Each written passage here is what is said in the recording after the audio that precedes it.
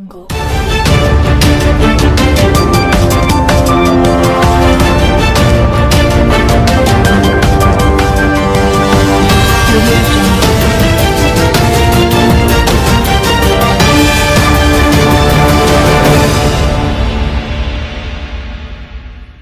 भाई दर्शक बंधु शुभ संध्या मु स्वागत करछि बीएम क्रिएशन यूट्यूब चैनल को। तो आज होछि 29 नवेम्बर 2024 शुक्रवार। एबे आंचलिक पाणीपाग विज्ञान केन्द्र पक्षर एक बड़ खबर सामना को आसी।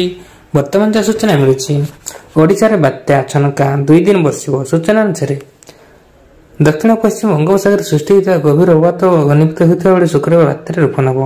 या प्रभाव तमिलनाडु प्रबल वर्षा होता बेले ओडिशा किसी स्थान में आसंता 2 दिन वर्षा होवर आशंका रही। तेबे बुधवार राति राज्य कुहुड़ी सह कोहला पाक लगी रही विशेषकर चाषी को वर्षा को नहीं चिंतार पड़ती। गुरुवार कंधमाल में किसी स्थान में प्रबल कुहुड़ी पड़ता बेले अभ्यंतरीण ओडिशार सुंदरगढ़ और कलाहांडी आदि जिले में हालुका मध्यम धरणर कुहुड़ी देखा मिलता।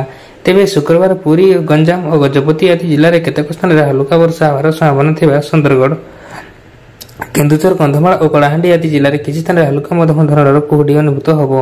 30 और 1 तारिख जाजपुर केन्द्रापड़ा जगतसिंहपुर पुरी कटक खर्दा नयगढ़ गजपति गंजाम रायगड़ा कोरापुट मालकानगिरी आदि जिले में किसी स्थान में वर्षा होइपारे। एहासह सुंदरगढ़ केन्दुझर कंधमाल और कलाहांडी आदि जिले में किसी स्थान में हालुका मध्यम धरणर कुहुड़ी अनुभूत होब बोली आंचलिक पाणीपाग विज्ञान केन्द्र पूर्वानुमान करिछि।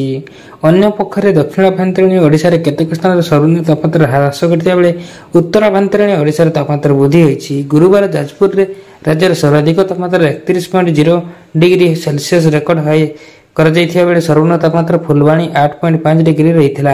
तेबे आसंता 4 दिन मध्य राज्यर सर्वनिम्न तापमात्रा 2 ରୁ 4 डिग्री सेल्सियस वृद्धि पाइबो और 2 तारिख ठार राज्यर पाग शुक्ला रहइबो बोली पाणीपाग केन्द्र सूचना दिया जाइछि।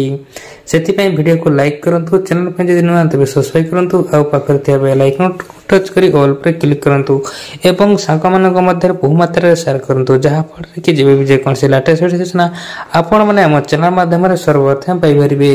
Bureau report BM creation.